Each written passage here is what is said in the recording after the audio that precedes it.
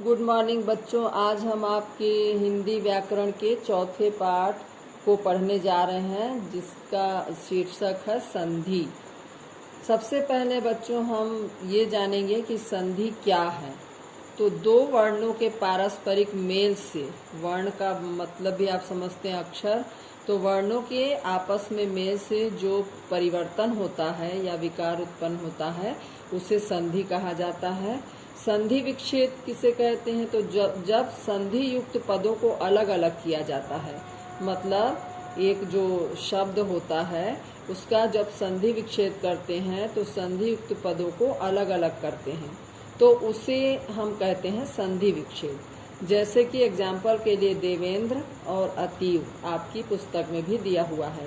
देवेंद्र का जब संधि विच्छेद करेंगे तो देव धन इंद्र हो जाएगा, मतलब इसके संधि युक्त पद अलग अलग हो गए हैं। देव और इंद्र ये पद हैं, तो इनको जब अलग अलग कर दिए हम तो ये क्या कहलाया? संधि विच्छेद कहलाया, देव धन इंद्र। आगे हम पढ़ेंगे संधि के भेद। संधि के 3 भेद हैं। पहला है स्वर संधि, दूसरा है व्यंजन संधि, तीसरा है विसर्ग संधि। सबसे पहले हम स्वर संधि के बारे में जानेंगे कि स्वर संधि क्या है। तो स्वर संधि दो स्वरों के मेल से उनमें जो परिवर्तन आता है उसे स्वर संधि कहते हैं। आप स्वर के बारे में भी जान चुके हैं, व्यंजन के बारे में भी जान चुके हैं, तो स्वर वर्णों को आप अच्छे से जानते हैं। तो दो स्वरों के मेल से जो परिवर्तन होता है उसे हम स्वर संधि कहते हैं। अब स्वर संधि के भी भेद होते हैं। स्वर संधि के 5 भेद होते हैं। पहला है दीर्घ संधि, दूसरा है गुण संधि, तीसरा है वृद्धि संधि, चौथा है यण संधि और 5वां है अयादि संधि। बच्चों, ये स्वर संधि के भेद, स्वर संधि बहुत ही महत्वपूर्ण है, इसलिए आप अच्छे से ध्यान देंगे। सबसे पहले हम स्वर संधि के भेदों में पहले भेद के बारे में पढ़ेंगे। पहला भेद है दीर्घ संधि। दीर्घ संधि किसे कहते हैं? किसी स्वर के ह्रस्व या दीर्घ रूप के बाद यदि उसी स्वर का ह्रस्व या दीर्घ रूप आए तो दोनों मिलकर दीर्घ हो जाते हैं। आपको मैं स्वर के प्रकार में आपको ह्रस्व स्वर और दीर्घ स्वर के रूप में बताई थी। तो इसमें ये बताया गया है दीर्घ संधि में कि ह्रस्व या दीर्घ रूप के बाद, चाहे ह्रस्व में चाहे छोटा अ आपका आता है, ह्रस्व स्वर में क्या आएगा? छोटा अ, छोटी ई, छोटा उ, तो ये आपका ह्रस्व स्वर है। तो इसमें किसी स्वर के ह्रस्व, चाहे छोटा अ हो, छोटी ई हो, या दीर्घ रूप के बाद यदि उसी स्वर या ह्रस्व या दीर्घ रूप आए, चाहे वो छोटा अ के बाद उसका दीर्घ रूप भी आ सकता है, बड़ा आ सकता है, या दीर्घ रूप के बाद उसका ह्रस्व रूप आ सकता है, मतलब बड़ा आ के बाद छोटा आ जाता है। तो दोनों मिलकर, चाहे वो छोटा अ पहले आए या छोटा अ बाद में आए, या बड़ा आ पहले आए या छोटा या बड़ा आ पहले आए या बड़ा आ बाद में आए, लेकिन ये दोनों मिलकर क्या बनते हैं? दीर्घ हो जाते हैं, मतलब बड़ा बन जाता है। जैसे अ और आ मिलकर क्या बन जाएगा? आ बनेगा। और आ और अ यदि कर देते हैं, आ को पहले कर दें, अ को बाद में कर देते हैं छोटा आ को, तो भी वो क्या बनेगा? आ। जैसे आपको एग्जाम्पल के रूप में मैं आपको बता रही हूँ, दीपावली। दीपावली में आप जब इसका संधि विच्छेद करेंगे तो संधि विच्छेद करेंगे जब, तो दीप धन अवली होगा। जब हम इसका उच्चारण करते हैं दीप, तो प के बाद अ की ध्वनि आपको सुनाई दे रही होगी। प के साथ अ की ध्वनि सुनाई दे रही है। और अवली में आपका हो जाएगा पहला वर्ण आपका अ। तो ये दोनों मिलकर क्या बना दिए? दीर्घ बन जाते हैं। कैसे दीर्घ बन जाते हैं? जब आप एक साथ दीपावली लिखते हैं तो दीपावली, प में पा आप लिखते हैं, वहां पर आ, ये आ बन गया आपका। आ क्या है? दीर्घ है, ये दीर्घ स्वर हो गया आपका। तो इस तरह से आपका दीर्घ संधि का ये उदाहरण है। उसी तरह से यदि आप और उदाहरण आपको मैं बताऊं तो उसमें ये आ और आ वाले उदाहरण थे, ई के भी उदाहरण है, ऊ के भी उदाहरण है। ई में यदि ई और ई, छोटी ई प्लस ई आता है तो बड़ी ई बनता है, और छोटी ई और बड़ी ई मिलते हैं तो भी ई बनता है, बड़ी ई के साथ छोटी ई मिलता है तो भी बड़ी ई, यानी दीर्घ बनता है, ये बड़ा ही बनता है। जैसे इसमें ई वाले उदाहरण आपका है, मान लीजिए रविंद्र, तो इसका जब संधि विच्छेद करेंगे तो हो जाएगा रवि धन इंद्र। तो रवि जब लिखेंगे व में छोटी ई की मात्रा है, तो यहाँ आपका कौन सी ध्वनि सुनाई दे रही है, वी के साथ छोटी ई की ध्वनि सुनाई दे रही है, और इधर आपका इंद्र है, रवि धन इंद्र, तो इसका पहला वर्ण भी ई है। छोटी ई बनकर भी दीर्घ बन जाते हैं। जैसे रविंद्र, जब रविंद्र आप लिखेंगे तो वह में बड़ी की मात्रा लगेगी, अर्थात ये दीर्घ बन गया। उसी तरह ऊ वाले भी उदाहरण आपको मैं बता रही हूँ। उसमें जैसे ऊ का उदाहरण हो जाएगा आपका भानुदय। जब भानुदय आप पूरा लिखते हैं तो भ में आ की मात्रा और न में बड़ा ऊ की मात्रा लिखते हैं भानुदय। जब इसका विच्छेद करेंगे संधि विच्छेद, तो भानु धन उदय, जब विच्छेद करेंगे तो जब भानु जो पहला पद होगा उसमें भानु में छोटा ऊ की मात्रा लगेगा, और आप उदय अलग से लिखेंगे। और जब आप इसको पहले पद का उच्चारण जब आप करेंगे, भानु जब बोलेंगे तो उसमें भानु में छोटा ऊ लगा हुआ है, तो भानु में ऊ की ध्वनि सुनाई दे रही है, और दूसरे पद का पहला वर्ण भी छोटा ऊ है। तो ये दोनों मिलकर जब पूरा दीर्घ बना देते हैं। जब पूरा आप लिखेंगे तो भानुदय लिखेंगे तो न में बड़ा ऊ की मात्रा लगेगा, तो बड़ा ऊ की मात्रा लग गया, मतलब बड़ा ऊ बन गया, दीर्घ बन गया ये। तो इस तरह से ये दीर्घ संधि का उदाहरण हुआ। अब स्वर संधि के भेदों में से दूसरा भेद है आपका गुण संधि। गुण संधि क्या है?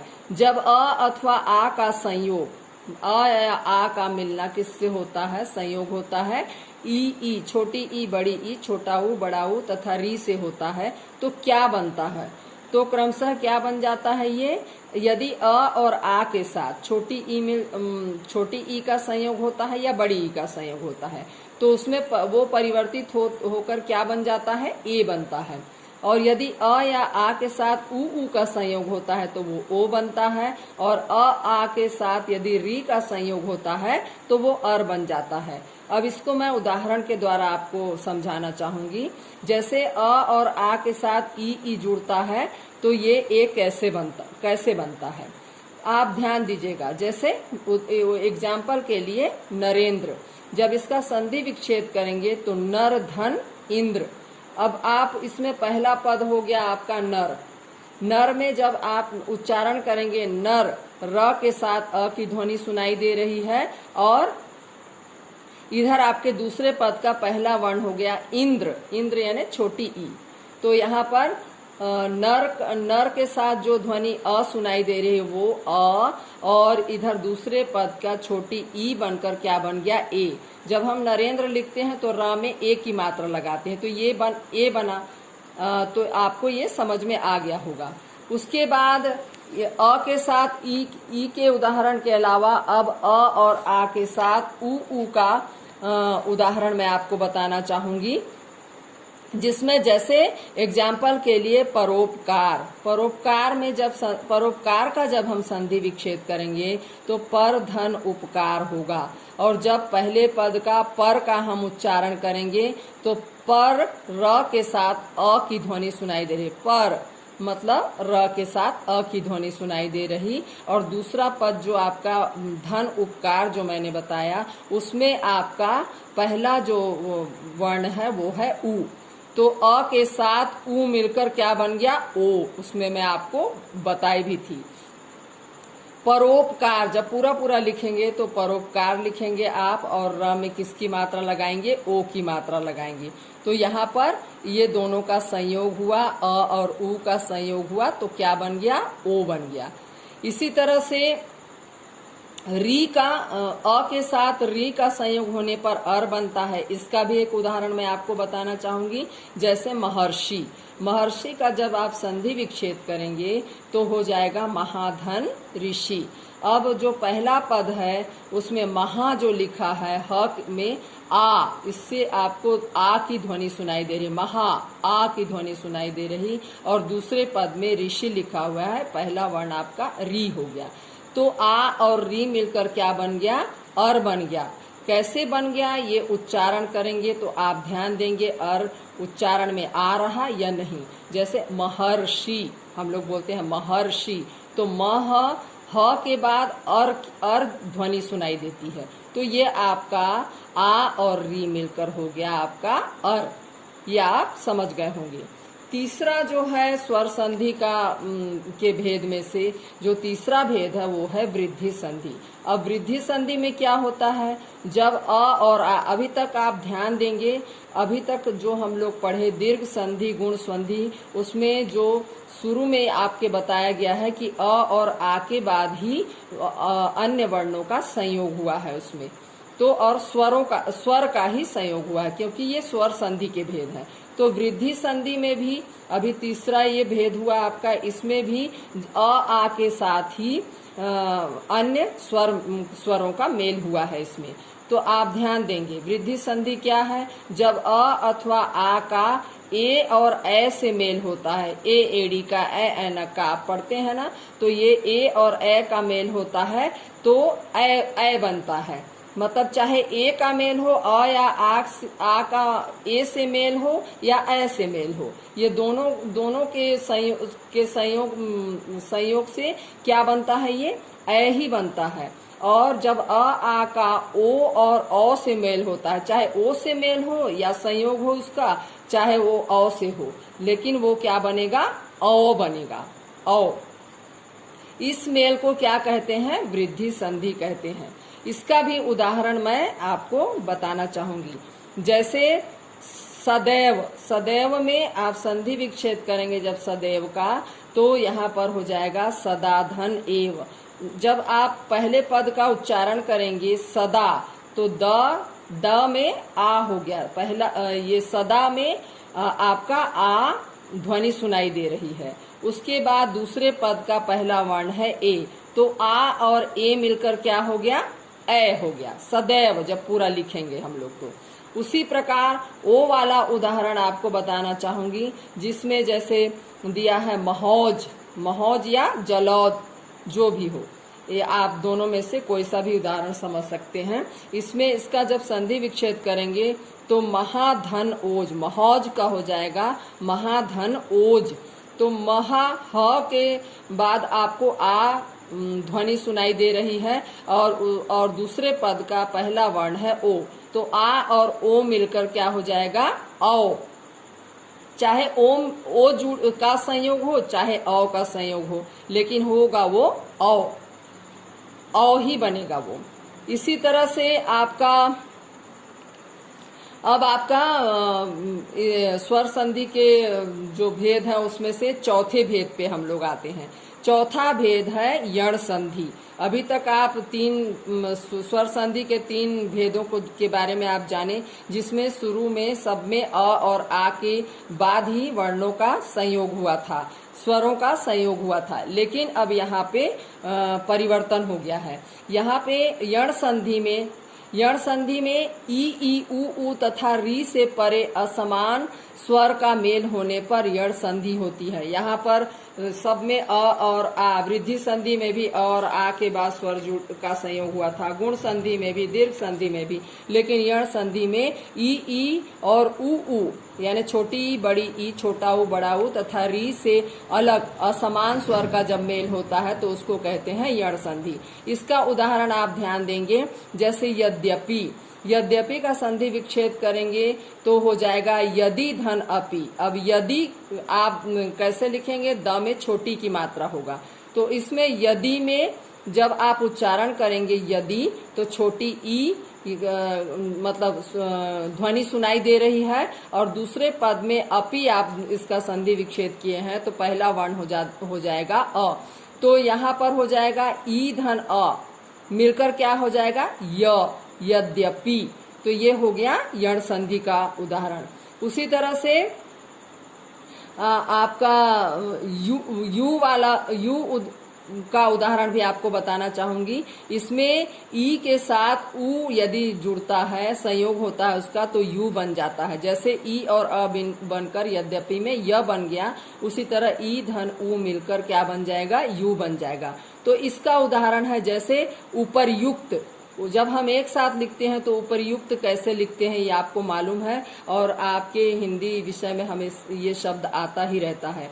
इसका जब संधि विच्छेद करेंगे तो इसका विच्छेद करने पे होगा ऊपरी धन उक्त। ऊपरी जब लिखेंगे तो ऊ, प और र में छोटी की मात्रा, धन उक्त में लिखेंगे यहाँ भी छोटा ऊ होगा, आधा क और त होगा। तो यहाँ पर जब हम उच्चारण करेंगे, ऊपरी का उच्चारण करेंगे तो र में ई की मात्रा लगी हुई है, तो इसकी ध्वनि क्या सुनाई दे रही है, ई। उसके बाद दूसरे पद में जो पहला वर्ण है वो है ऊ, तो ई और ऊ मिलकर क्या हो गया, यू बनते हैं, उपरयुक्त। तो ऊपरी उक्त दिया, ऊपरी धन उक्त, ये क्या हो गया, उपरयुक्त हो गया। इसी तरह से ई और ए का मेल संयोग होने से ये बनता है। जैसे प्रत्येक, इसका उदाहरण है। तो इसका जब संधि विच्छेद करेंगे तो हो जाएगा प्रति धन एक। अब इसमें प्रति जब आप बोलेंगे तो ई ध्वनि का उच्चारण, ई ध्वनि सुनाई दे रहा है और इसमें छोटी ई की मात्रा लगा भी हुआ है। तो ये क्या हो गया, ई, प्रति में ई, और एक में ए जो है पहला वर्ण वो हो गया ए। तो ई और ए मिलकर हो गए ये। तो जब हम पूरा प्रत्येक लिखते हैं तो प्रत्येक लिखते हैं, ये ई और ए मिलकर ये बन गया है। अब हम आते हैं अयादी संधि में। ये स्वर संधि का 5वां भेद है और आखिरी भेद है। तो ये अयादी संधि क्या होता है इसे भी आप ध्यान से समझेंगे। अयादी संधि में ए के बाद अ आए। यहाँ पर आपको यण संधि और अयादी संधि, इसमें पहला जो वर्ण है उसमें परिवर्तन आ गया है। जो आपका दीर्घ संधि, गुण संधि, वृद्धि संधि में और अ और आ के बाद ही था, यहाँ पर परिवर्तित होकर यण संधि में ई ऊ के बाद जो स्वर, आपके स्वरों का संयोग हुआ है। उसी तरह अयादी संधि में ए के बाद अ आए। अब यहाँ पर ए पहले आ रहा है और अ बाद में आता है, तो क्या बन जाता है, ए के साथ यदि अ का संयोग होता है तो अय बन जाता है। और अय के बाद एक ए और अय दो होते हैं ना, आपको मालूम होगा। तो ए के बाद अ आएगा तो अय बनेगा, और अय के बाद अ आएगा तो आय बनेगा, और ई आय तो आई बन जाता है। यदि ए के साथ ई जुड़ जाता है तो आई बन जाता है। ओ के बाद अ आता है तो औ बन जाता है, और ई आता है तो अवी बन जाता है। औ के बाद अ आता है तो आओ बन जाता है, और ई आता है तो आवी बन जाता है।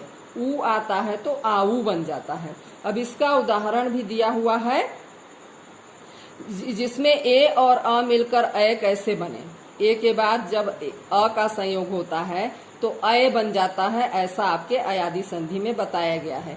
ये जब हम उदाहरण में देखेंगे और समझेंगे तो हमें समझ में आ जाएगा।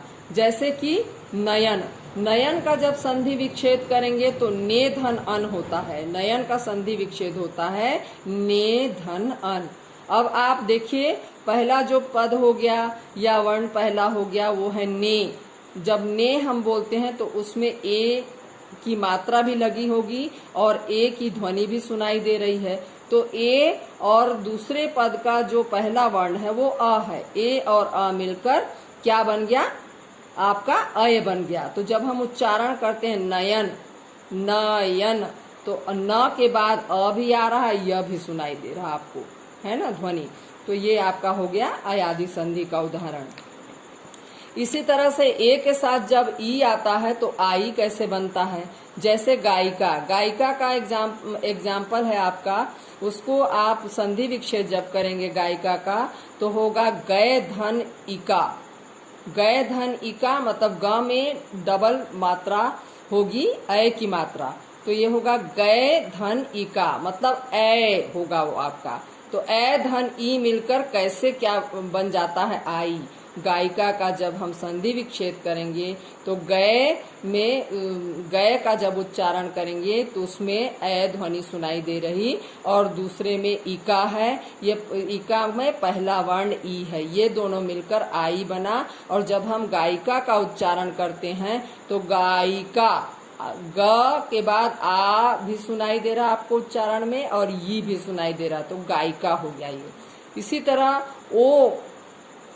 ओ और अ का संयोग होता है तो औ बन जाता है, और ई का होता है तो अवी बन जाता है।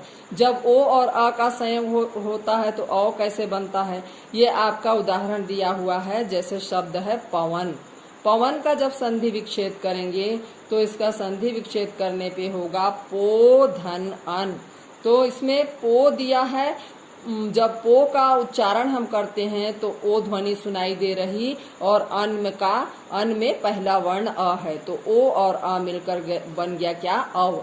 जब हम उच्चारण करेंगे पवन बोलेंगे तो इसमें आप ध्यान देंगे औ की ध्वनि सुनाई देती है, पवन पवन। तो प अ और व बीच में ये ध्वनि आपको सुनाई दे रही होगी। इस तरह से ओ और अ पवन बन गया, ठीक है। और ई का जब आपको ई का जो ओ और ई मिलता है इसमें, तथा ओ ई मिलकर अवी जो बनता है उसमें उसका भी उदाहरण आपको नीचे दिया हुआ है, जिसे आप ध्यान से पढ़ेंगे और उसको समझेंगे। बाकी उदाहरण मैं आप लोगों को समझा दूं। इसी तरह से ये बनते जाते हैं। अब आपका ये स्वर संधि के भेद पांचों मैं अच्छे से समझा चुकी हूँ। आज हम यहीं तक पढ़ेंगे, आगे व्यंजन संधि को नेक्स्ट क्लास में पढ़ेंगे। जितना मैंने आपको पढ़ाया है उसे आप ध्यान से अवश्य पढ़ें, और उसे मैंने समझाया है आप भी उसे समझें, और उसके उदाहरण एग्जाम्पल को देखें और उसका उच्चारण भी करें और समझें। धन्यवाद बच्चों।